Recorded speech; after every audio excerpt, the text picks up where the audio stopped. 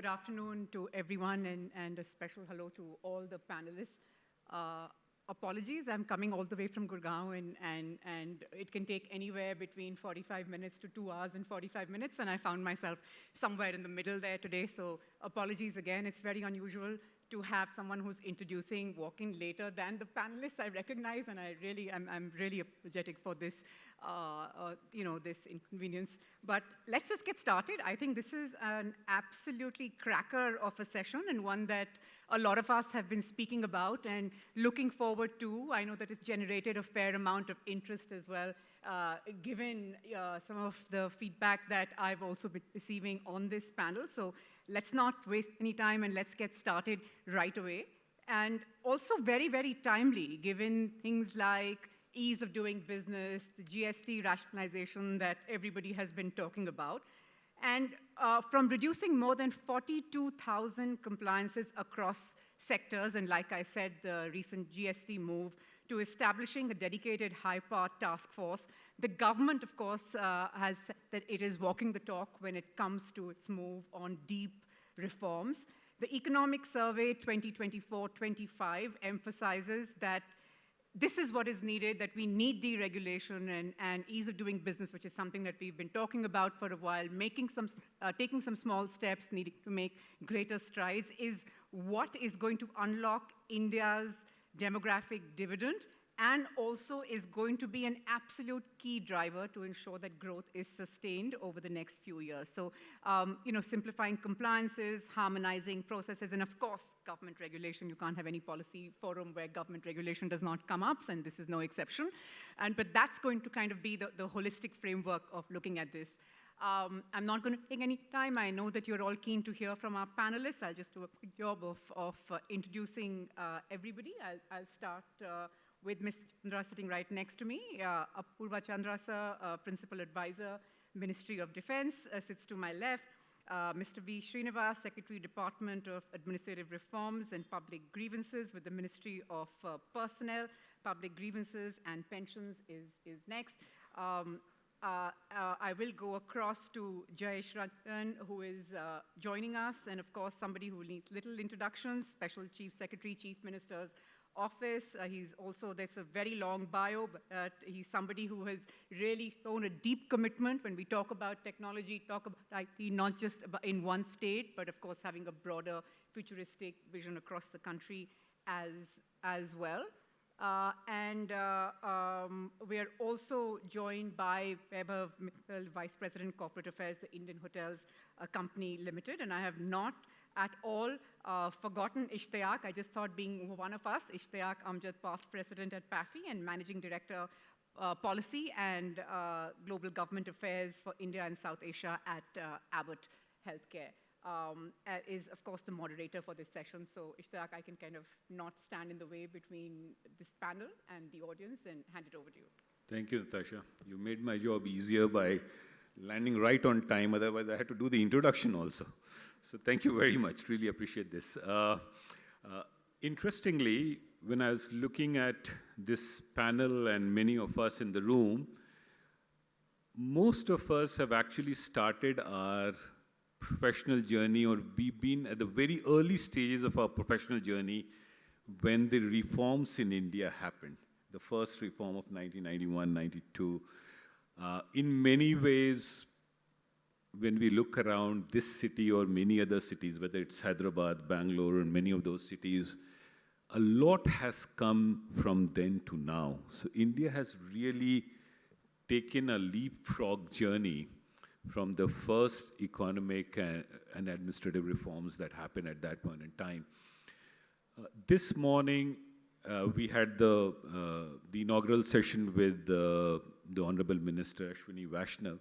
And one of the things that he said, which was very profound, and I think, that really gives me an idea to start, that while there are reforms that happens at a federal and a central government level, the real impact of a reform typically happens at the state, because that's where the real action is. In many ways, we are a federal country, but a lot of work, a lot of important sectors are state subject. A lot of those reforms typically, shape up from there.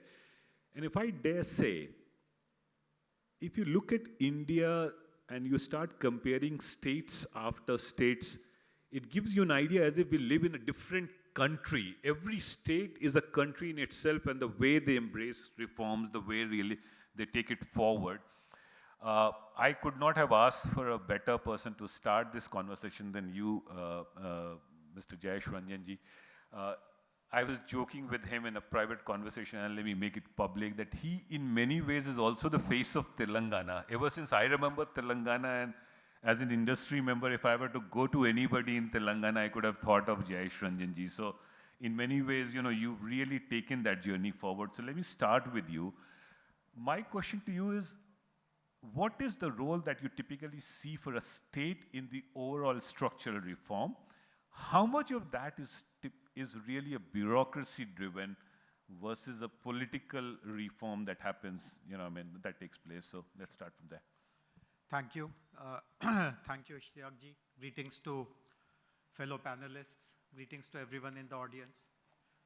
First of all, I'd like to thank the organizers for giving an opportunity to the states also to share their perspectives. Typically, events that are held in Delhi are very, very Delhi-centric, this ministry, that department. Of course, we are the partner state, so maybe organizers had no choice but to call us. But nevertheless, I'm very grateful. Going to you was a choice, sir. Okay, all right. So don't take that away from us. No, thank you. But I'll answer this question. So you're very right in saying that the action is really in the states. I mean, there are some reforms, the GST reforms, the taxes and all that, which are national issues, but lots of other cutting edge kind of issues are really within the purview of the state. And see, there are two possibilities. I can speak about two possibilities. One is that the entire country reforms, we wait for all the 28 states to reform and the national government pushes for that. Obviously, that is an ideal scenario, which should happen and may happen at some point in time. But we should also realize, just as you said, that each of our state is like a country. So in reality, there are 28 Indias within this country called India. But it is also a fact that these 28 Indias are not at the same level. There are some Indias which are far, far ahead, who have their own momentum, who have their own trajectory. Certain other Indias are kind of aspiring to move up. And should it not be the right attitude to identify which are those progressive Indias which have lots of enthusiasm, who are reforming, who are keen to bring more and more investments, who understand the value of reforms, and should not they be supported, etc. So I feel very proud to share that while Telangana is a new state, we have been there in existence just for about 12 years. But in these 12 years, we have done some very, very path-breaking reforms. In fact, I remember when Honorable Prime Minister started this Make in India campaign when he became the Prime Minister. He had also urged upon the states to carry out reforms, because having been a Chief Minister for so many years before that, he obviously would have realized that unless the states reform, nothing much will happen out of Make in India. It will just remain on paper. It will just be a slogan. And it was a very nice coincidence that Telangana had become a state at that time. So you also asked about how reforms are driven. Are they driven by bureaucracy? Are they driven by politicians? But I'm very candid about it. The major, most path-breaking reform, the most futuristic kind of a reform which any state, in my opinion, would have ever introduced, was introduced in 2014 in Telangana. This was incidentally the very first law which the state passed. It is called TSI Pass. It was completely driven by the Chief Minister and some of the other senior ministers. So I can share very quickly 2-3 features of this particular reform. So as you know, despite whatever we claim, India is still considered to be a difficult place to do business. And one of the main reasons why India is considered to be a difficult place is because of all these plethora of approvals, permissions, and stuff like that. So I still recall, this is a bit of a backstory. May take 1 minute more to conclude this story, but it's a very fascinating backstory. So the Chief Minister, after the state became a new state, within few weeks, he asked us, I was the industries commissioner at that time, to call all the leading industries of the city, of the state, for an interaction. So about 200 odd people gathered. And he spent 6-7 hours interacting with them. And speaker after speaker mentioned about the difficulty, the problems, the harassment actually they face in getting the last piece of approval, the last piece of permission. Chief Minister did not say anything. He just heard everyone and told that, okay, fine, give me some time, let me figure out. And after a few days, he called us and he told us that let us bring certain reforms, certain legislation, certain laws, which completely eliminates this pain point. And we tried to give him various alternatives. We told him that let's create a single window, let's have some IT-enabled monitoring system, let us have some people who will handhold all these investors and all that. But he discarded all these ideas. He told that all these things have been spoken about before, tried before, but obviously nothing works. And that is why people are still complaining. And then he told something which for a moment it really made my head spin. He asked us, why do we even need to give approvals and permissions? And it's a very mind-boggling question. See, in bureaucracy, we have lived entire life giving approvals and permissions. And here is a politician who is asking, why do you give approvals and permissions? So that brought a completely new perspective. And then we eventually introduced a law in which we have done away with all permissions and approvals. If you want to start an industry in Telangana, let us say you apply for a land or you take a private land. If you get hold of that land in the morning, the same evening you can start construction. You don't require any paper, any approval, any permission. And of course, some approvals are statutory. I mean, for instance, if the building catches fire tomorrow, and if you don't have any paper, you will be put in jail. So the law says that you can get all these approvals and permissions when you are ready with your commercial production 15 days before, and it will all be given online. But there is a very important third piece also, which I wanted to speak about. The Chief Minister also, I mean, I was involved in some way in giving this suggestion, planting the seed in his mind, that let us also hold our officials accountable to this promise that we will deliver everything in time. So we have a system that if these approvals and permissions are not given in 15 days, an internal inquiry is conducted, and whoever is found responsible, let us say X is found responsible for having delayed a permission by 4 days, 4 days of his salary will be deducted and given to that company.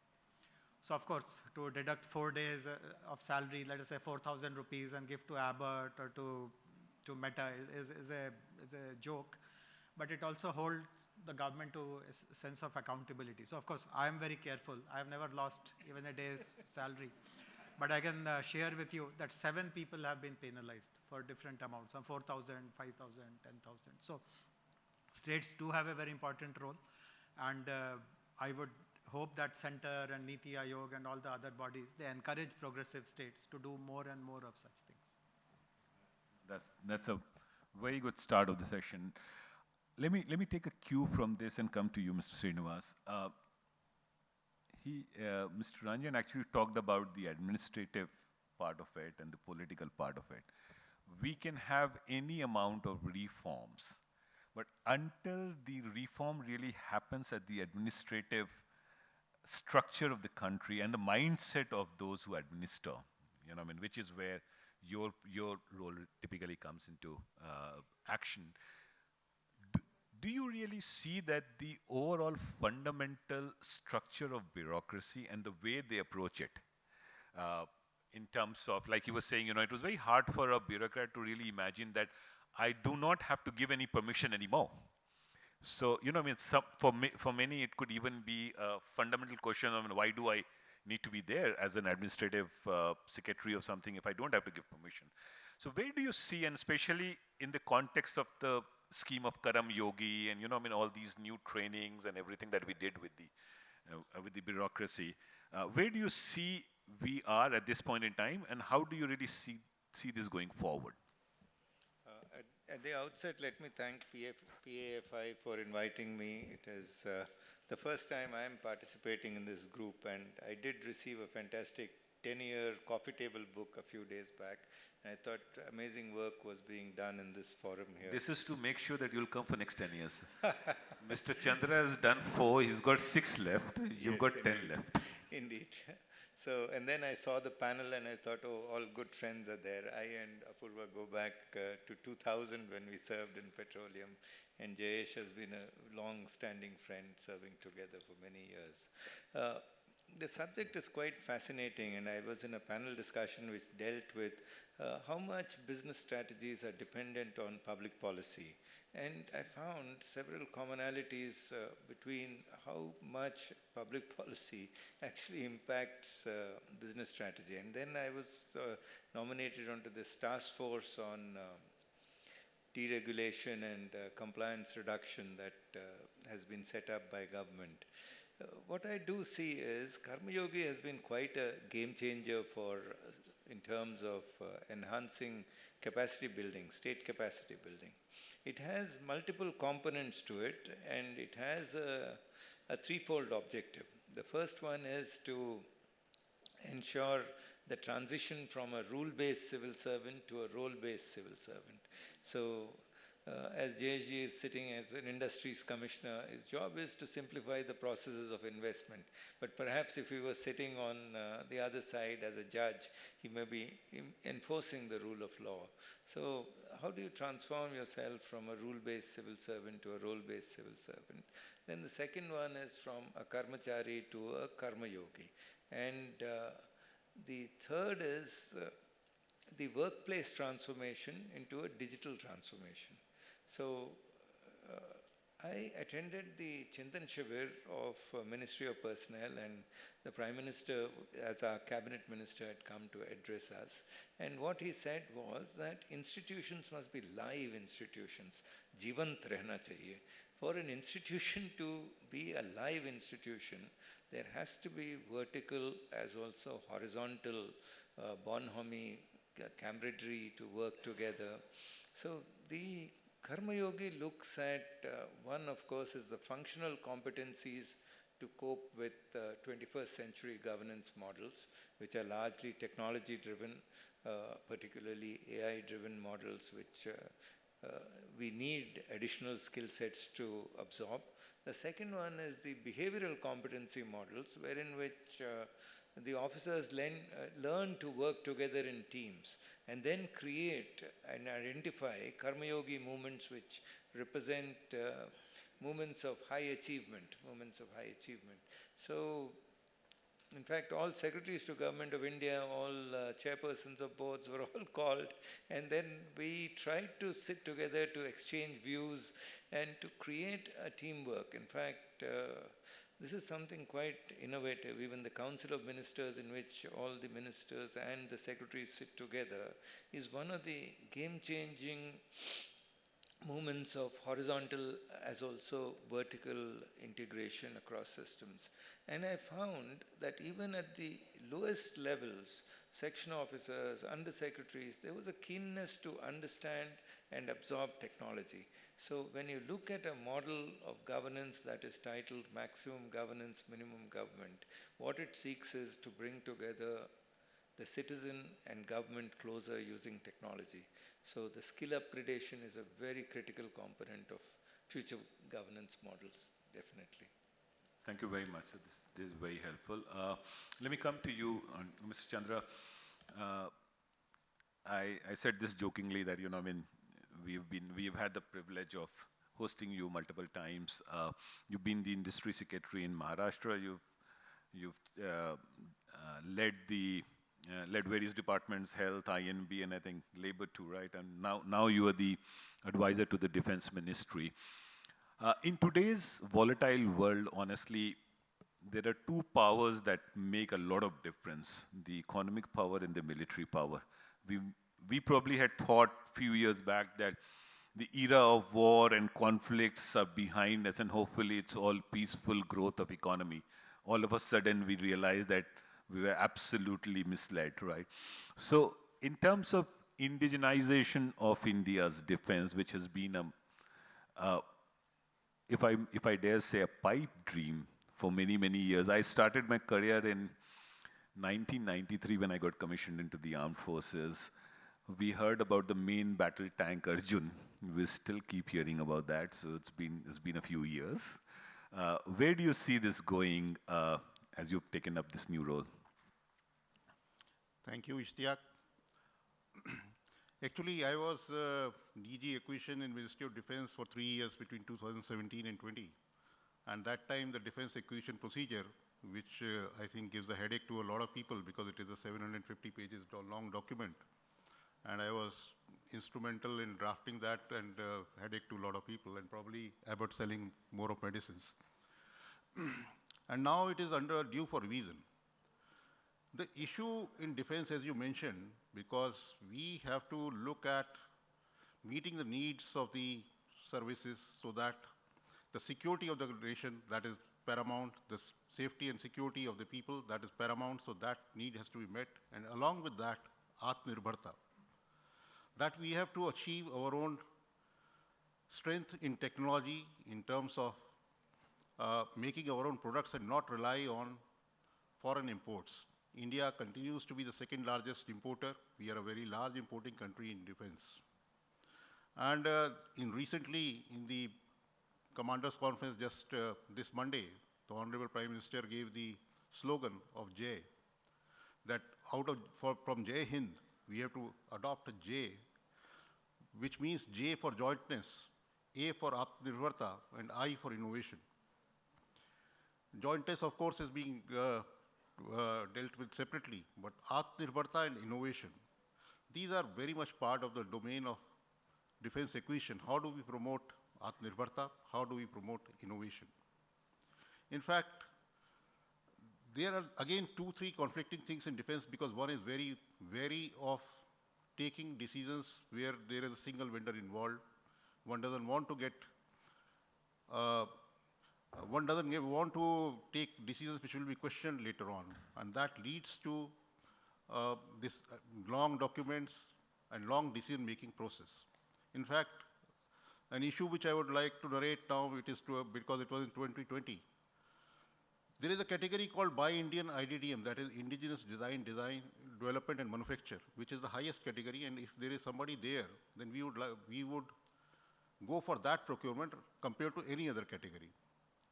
But in that particular case, one single vendor came and nobody was willing to take the risk to buy from a single vendor, so we allowed him to compete with foreign vendors but not give him an order. I would say that is a travesty, and we would need to change that, because if we want to promote innovation, we want to promote people to come up with innovative designs. We can't expect that we will buy only if 3 people come and we issue a tender, and only if 3 people have come up with the technology, only then we will start procuring, because we will have to take a call, we will have to take a risk, allow people to come up with innovative solutions to technologies and then procure. So these are some of the things by which we need to promote innovation as well as Atmanirbharta. Over the past 5-6 years, with the Honorable Prime Minister's focus on Atmanirbharta, most of the orders do go to Indian industry. But at the same time, there are some critical technologies which we are still not mastered. While we make certain parts of the equipment, but we remain self-reliant on foreign companies for many of the components or many of the critical technologies. So that is the sort of a mission we have to take up in a mission mode. DRDO has been working on these things for the past 40-50 years, but still we have a long way to go. We have to involve the private sector, and we have to take it up in a mission mode to come up with critical technologies and be more Atmanirbhar and be more self-sufficient in such critical technologies. Also, now the innovation, the procurement cycle has to be reduced, because as we see in the Ukraine-Russia conflict, it is the era of drones, where something new innovation comes up, the use of AI, the use of software. These can't go through our long four-year cycle of procurement. So we have to come up with some new solutions on how to reduce these cycles. So that is again something which we are working on. We hope that the new draft for the defense acquisition procedure will be ready by December end. Thank you. So let me continue with you, but let me change gear. You also advise the government of Maharashtra on their industrial policies, competitiveness, given all that volatility that we are seeing in the world, new tariff, closing of borders, newer relationships being forged every single day. How do you Maharashtra being one of the most industrial state in the country and has a lot of orientation towards export. What are the challenges that you see there while it is specific to Maharashtra, but it is also applicable for the rest of the countries. So what are the challenges you see and how do you really suggest people sitting here to adapt to this new changing world and, be more competitive there? Yeah. Jayesh spoke about Telangana. During that period, I was Principal Secretary Industries in Maharashtra. And Maharashtra, of course, leading state in industry. And that time, we were dealing with, I'm just narrating an incident before I go to other things. World Bank rankings, we were having the ease of doing business World Bank rankings. And the country was very much focused on that because we were ranked, I think, 162 or something out of 180 countries. We were very much at the bottom, and the Prime Minister, after he took over, he was very keen that we should improve our rankings. These rankings were based just on the performance of two cities, Delhi and Mumbai, not anywhere else in India. There were 10 parameters on which ease of doing business was ranked. One of the parameters was to construct a godown in a city. 1,000 square feet godown. Now in a city like Mumbai, nobody ever constructs 1,000 square feet godown with the kind of land prices. And it had never happened in the past 20 years. Nobody had ever constructed a godown, so that ranking, I don't know how they were ranking us, and even in Delhi, I don't think anybody would construct 1,000 square feet godown legally. So we had to really take some application, get somebody to construct a godown so that we could come up in the rankings. And we did go up in the rankings because of that one single godown being constructed in Mumbai.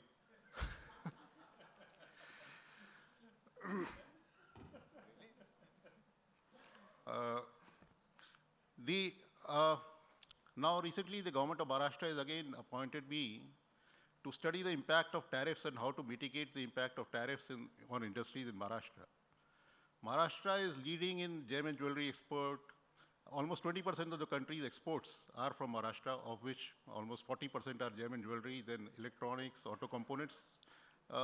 So many other things Maharashtra is doing. But again, while we do say single window, we say same day we can start and all that, my experience has been that the crucial factors of production, they remain the same. Land remains the most crucial factor of production. Availability of land in areas where an industry wants to be established.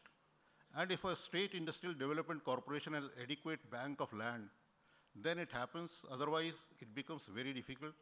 For a MSME also to start is difficult because getting the utilities there, getting permissions one may give, but getting the utilities there is not easy.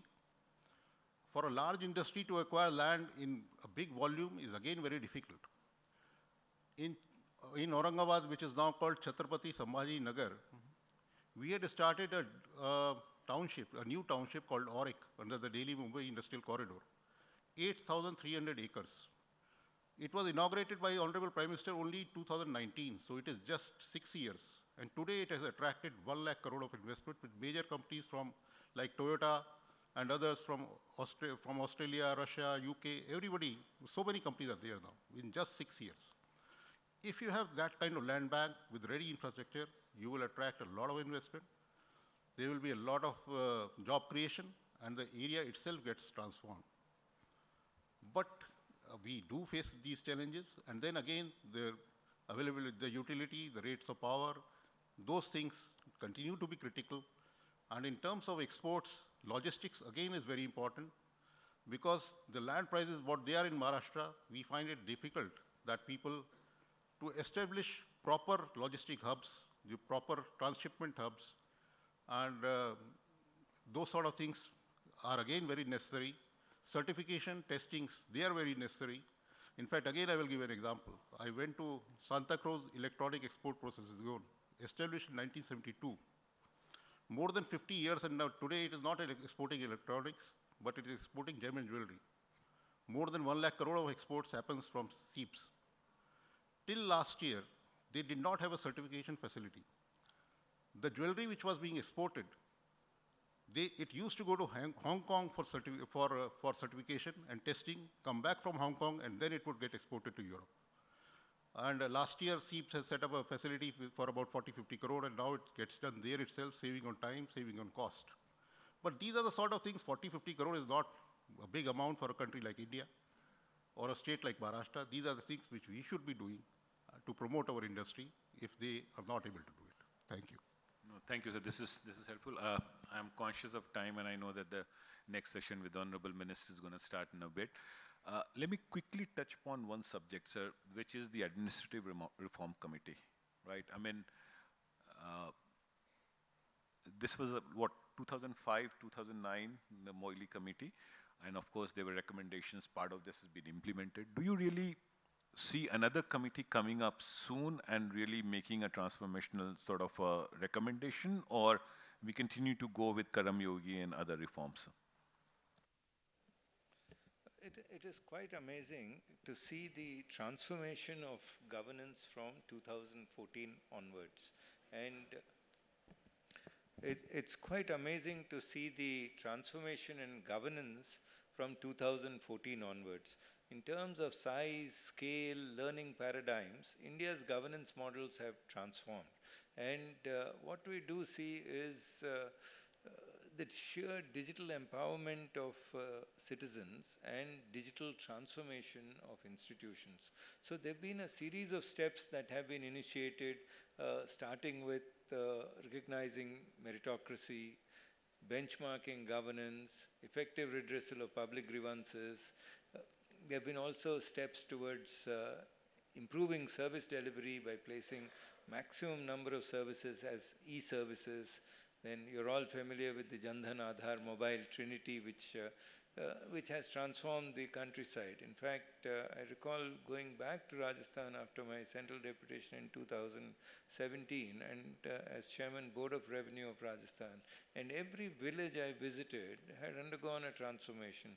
Every citizen had a mobile phone, every citizen had an access to a bank account number, and the sheer transformation of India's countryside was incredible. So while administrative reform is an evolving process, the magnitude of reform that we have witnessed is quite significant. And what government is formulating is a vision for 2047. So there have been several working groups and study groups that have been set up as part of Vision 2047. And one of the big objectives is to increase efficiency in decision making in government.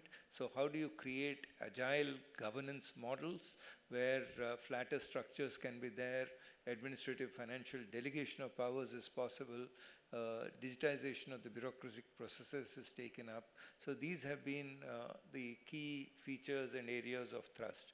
Further, there's also been a lot of focus in terms of improving and institutionalizing Swachhata in government offices and reducing pendency, improved record management practices for historical documentation. So collectively, the whole gamut of reform has undergone a massive change, and incrementalism has been the key. Today, India is providing about 80% of the total services as e-services, as every state pushes from physical services to digital services. I think this has been a massive transformation. And we also have a young group of officers, 40 officers below 40, who will be in policy-making positions in 2047, who are part of the formulation of Viksit Bharat at 2047. It's in many ways a generational reform, right? I mean, quickly coming back to you, sir, before we hand it over to Vaibhav. One of the important aspects of all of these reforms is the cooperative federalism. That how much of a reform at the state level that you can do is supported by the federal government, and how much of those reforms that happens at the federal level really percolates down to these states. What has been your experience all these years? So I think in the interest of time, let me give an example. I mean, I can give many examples, but I'll give an example because Mr. Chandra is present. Of course, he has no role in this, but I'll give this example. because it's a part of the defense ministry now. See, everyone knows that the two biggest centers in our country for defense research, defense production, defense innovation are Hyderabad and Bangalore. In fact, the private sector has voted on its feet. If you see, some of the biggest defense sector, aerospace sector OEMs are either in Hyderabad or in Bangalore. But when Government of India had to sanction defense corridors, one is sanctioned in Bundelkhand, one is sanctioned in Coimbatore. So that is how it's happening. That's all. I wouldn't let you rebut this because we now have the environment minister. He has no role in it. I know. It happened. So Vaibhav, over to you for summing up the session and the vote of thanks, please. Thank you, Ishteyaque. On behalf of PAFI, I extend our deepest gratitude to our esteemed panelists, Mr. Apurva Chandra, Mr. Jayesh Ranjan, and Mr. V. Srinivas for their insightful contributions to discussions on economy unbound, next-gen reforms as the lever. Today's deliberations underscore the government's determined push towards reducing compliance burdens, rationalizing GST, and establishing high-powered mechanisms to sustain the momentum of reforms. The perspectives shared highlights the criticality of simplifying regulations, enhancing trust between government and industry, and creating a predictable, innovation-friendly policy environment. These are essential levers to reduce the cost of doing business, attract investments in high-growth sectors, and unlock India's demographic dividend.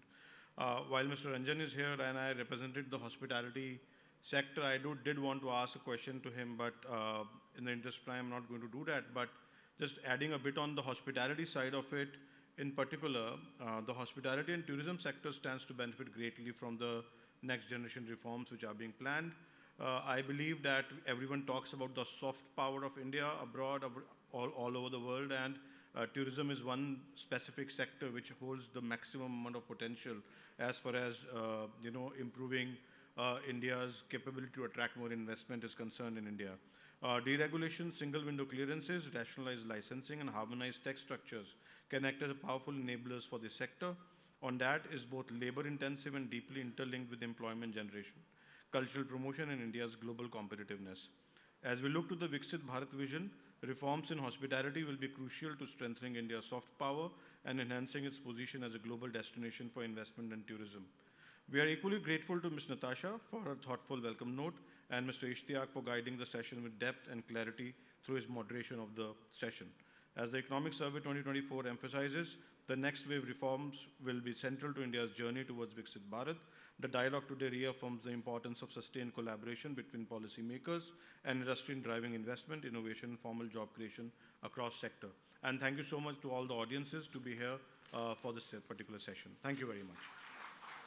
Thank you. Please stay back. We have the next session with the minister starting without any breaks. So please stay back in this. Yes, I request the panelists for a group photograph. And then everyone please be seated. The minister is already here. And so is the moderator, Ms. Navika Kumar and Mr. Bhupendra Yadav.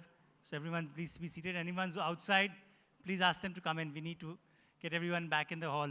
And no one please leave. You all had your coffee breaks earlier.